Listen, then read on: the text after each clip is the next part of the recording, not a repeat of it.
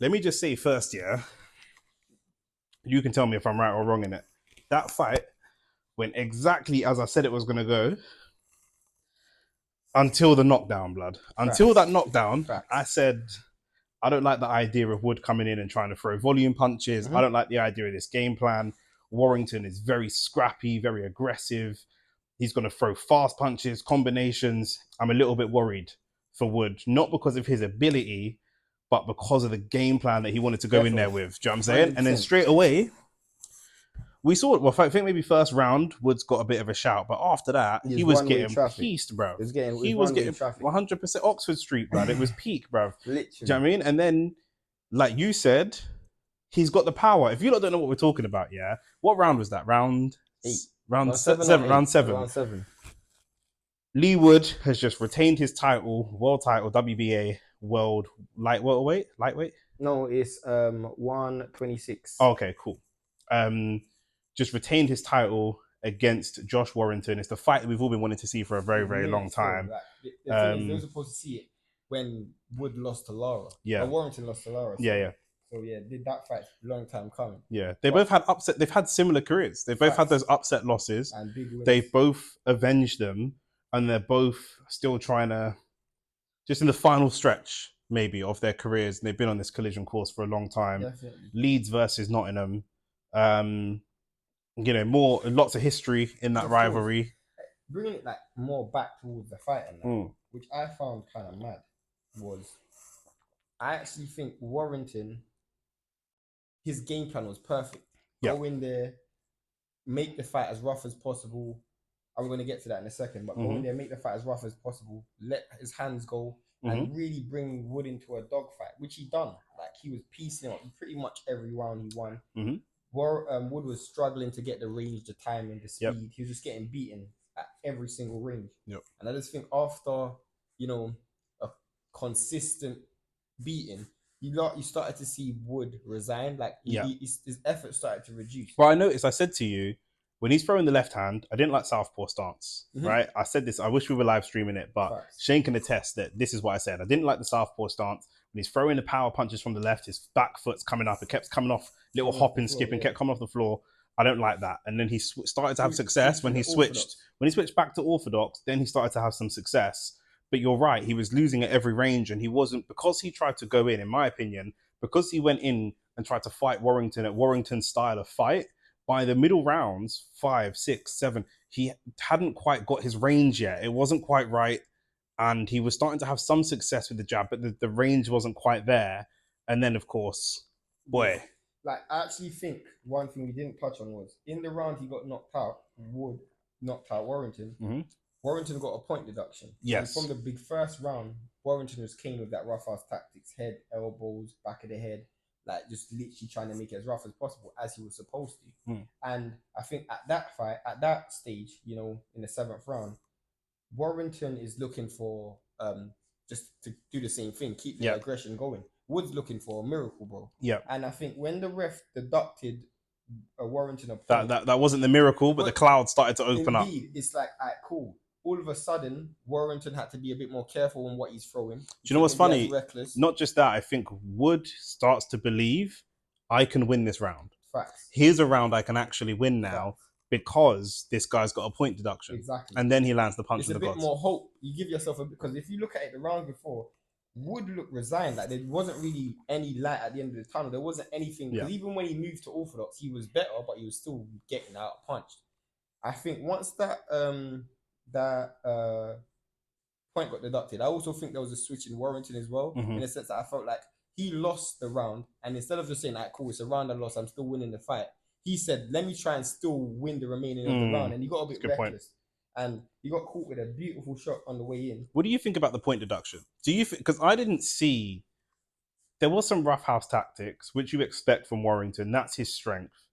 I didn't see a lot of hitting on the back of the head for me. When I did see hitting on the back of the head is when he's trying to throw clean punches and Wood is turning his head away and he's ducking down or turning his head away. I didn't see a lot of, like, when the full body is turned, he's hitting them, or rabbit punches, or I didn't see that. The ref's got a better view. Maybe he sees that close up, but I didn't really see a lot of that. I actually think it was more down to the fact that sometimes you're ref in a fight and the opponent tries to ref the fight for you. Like when you're getting bullied and beaten in there, some refs buy into that.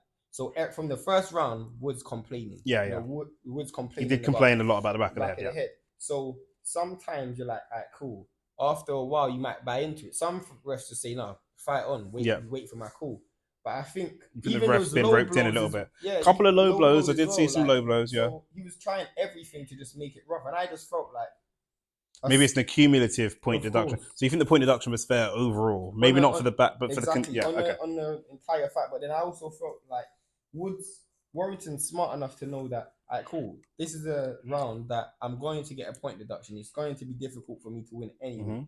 And I felt like the only way Wood could win, just with him being a much more powerful puncher in the terms of single punches, is by me getting reckless. Yeah. I think at that time, if Warrington said, cool, we thought the fight might be over after 7-8, the way Warrington was fighting. But you saw enthusiasm increase in Wood. He should have been like, okay, cool. Let me just take a little moment to see this round out, and then we'll resume in the next round. I think he just got a bit reckless.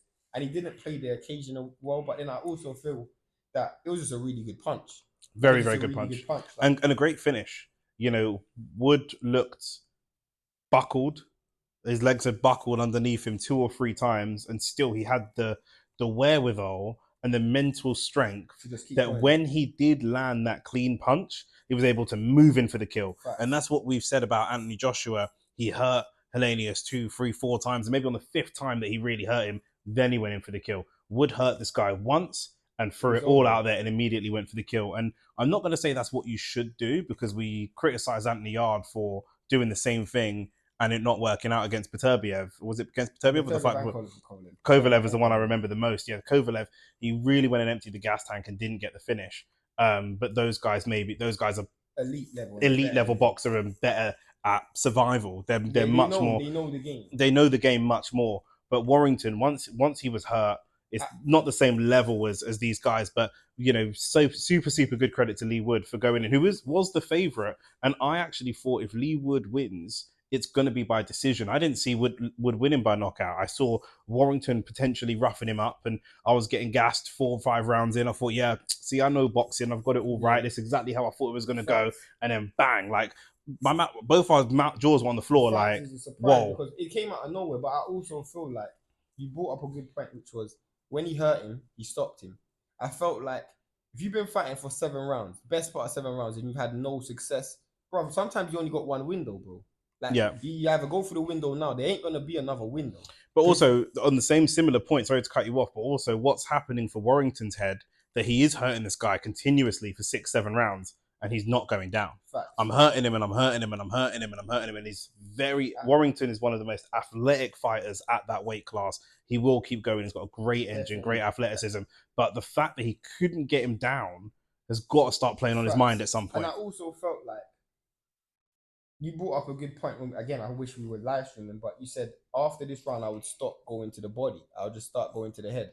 I felt like, what do I always say? Like, exchange headshot for body shot. If you actually look at the knockdown, he's going for a body shot. He's rough. His hands down. He's hitting Wood over and over and over again with clean headshots. He doesn't need to change levels. We don't need that. Just keep going. Because Warrington fought that fight at a very good pace, not criticizing him, but it was one pace. Facts. But that one pace was working for him. And like you said, as soon as the pace changed, partly from Wood complaining, leading to the referee decision, but that changed the pace of the fight. And that's when Wood was able to go in and execute the knockdown and eventually and get him out there. And Wood knew, because if you haven't seen the fight, Warrington's back hits the floor as the bell rings for the end of the round, and the ref is on like a 4 or 5 count, and Leigh Wood's got his hands up. He knows he's done. It's over. You know when you land that punch, and it's over. Yeah, no, 100%. And obviously he's coming with, tried to land the body shot. He's got caught on the way in himself, which again, for whatever reason, he's invested a lot in the body. But you brought up a good point. He'd already slowed him down. He didn't need those body shots anymore. Warrington should have realized that Wood wasn't moving his head neither. So the straight shots that he was throwing were still landing. He was snapping his head back those jabs. So it's very difficult, and I always say this, it's very difficult. If someone's throwing shots to the head, it's much harder to counter a shot to the head with a headshot. Mhm. If someone's throwing shots to the body, because of their lower Mhm. and their hands have to be lower, it's so much easier to counter to the head. And they're typically also moving laterally. You can't really hit the body straight from standing upright. You've got to give yourself an angle, and that's why we see so many people get knocked down as they go for that body shot. They're halfway down. You only need to hit a glance. You only need to hit a glancing blow to get them the rest of the way down because they've put themselves halfway down. The one thing I would say as well is, let's run it back. We know Eddie Hearn loves a rematch, and this is a fight. Just watching that we really don't know what could happen in a rematch. That was a very, very exciting fight. Credit to both fighters. He was winning. He was winning that fight, and winning that fight. He's won every round apart from maybe the first. It was similar to, like, you could also say a bit of a mistake with what Warrington was doing. But sometimes you got to give credit for just perfect timing. Remember when Povetkin versus Dylan White? Yeah, getting pieced. Sometimes, it's just, bruv, you just got perfect timing. And I don't know where Warrington Wood found the timing, because he didn't have it the whole way through the fight. But he found the perfect timing just for that one shot. Yeah. And again, he saw the window when he took it. Yeah, 100%. And credit for both fighters taking the fight. Respect to them. They both put on a great show. I'm not a fan of rematches, but that was a good fight. Like, I don't really see much prospect for Wood and Warrington moving forward outside of them two in terms of financial options. But also, I just think the way the fight went is going to make people think, if that fight happened again next Saturday, do you know who would win? No, and that's what we want to see. Those are the fights where most of the fights in the calendar year, even if you're wrong, you go in with a certain. You mean Regis Prograis, Devin Haney? We're not sure. Spence Crawford, we weren't sure. This fight, we're not sure. We're watching Fury and Ngannou. I know it's not a professional boxing match, but we know Fury's going to win. We're watching Tank versus Garcia. We know Tank's going to win. Yeah. So it's still exciting to play it out because you download data for the future. Canelo versus Charlo, which is live on the channel. Go watch it. But we know who's going to win in that fight. Now, we don't know exactly how. And we're going to watch it because we're fans and we're going to gather data for future fights. But pretty much we know who's going to win. And when there's a fight like this, I'm also with you. I'm not a fan of rematch clauses. It's his belt. He won it. He defended it. He stopped the guy. But we genuinely don't know who would win this fight next Saturday. It could really go either way. It might be Wood's probably biggest payday, like, available right now. I can't see anyone else out there who's financially going to offer him as much. But then again, you could look at it like he knew. There's part of him that's looking at it like, that was a bit fortunate.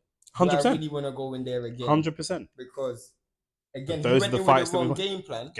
Wrong game plan. He's going to go in there even more thinking, I should mix it up. But both landed. And like we said at the beginning of the video, both these fighters are people that have avenged losses in the past. So Warrington may well have the faith. Leaving this ring, Leigh Wood will believe that he can win a rematch. Facts. Warrington will also believe he can win a rematch. Yeah, of course. Do you know what I mean? So that's what makes it an exciting fight. This is a question before we obviously wrap up. I think, do you think, like, obviously Warrington being naturally very battle hardened, and you think back Frampton days, Lara days, like the endless fights he fought, that other Galahad. Yes, yeah. All of those tough fights that he's had all of his career. Do you feel like that had an effect on his punch resistance? Because obviously he got knocked out by Lara, and then we're seeing him knocked out again by Wood. Like, yes and no. We know that Wood is a hard hitter. Wood, for someone of his size, he hits very, very hard. He went in there. We all thought he should have gone in there looking for singles. He didn't go in looking for singles. He went in and tried to fight. And that's where he was losing. When he caught him with a single, the fight was over. We knew that going in, that if he hit him with a single, that's what it could be. So, and I do think it was a mistake. He's like you said, he should have chalked off that round, but he wanted to really go in and make a statement and win every round. And a little bit, he got greedy. Let's be honest, he got a little bit greedy. So it's not like you don't think.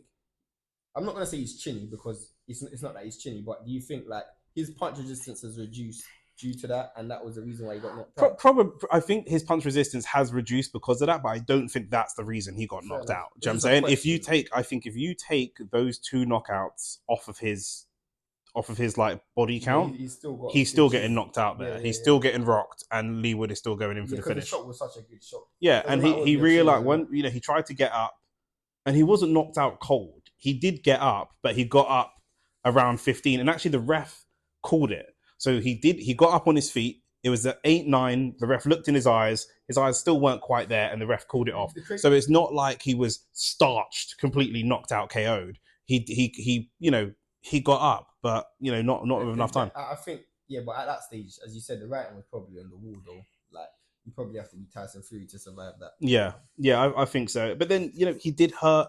If anything, you could say one of the things that stopped him. Yes, punch resistance has gone away a little bit, but also has his punch power gone away as he's got older? Did he hit harder 2-3 years ago? If he's hitting with that same level of power that he was fighting with, exactly. Kit Galahad, wouldn't have, exactly. Would he still even be in the fight? It's a good question. So there you go. But listen, stay tuned for more boxing content. Do you know what I'm saying? We've got big content coming, covering Fury and Ngannou, covering all the big fights on DR Sports. We're going to be covering some fights here. So subscribe. We're going to keep you updated of everything. Do all that good stuff. Indeed. Crazy fight. Crazy fight. Love.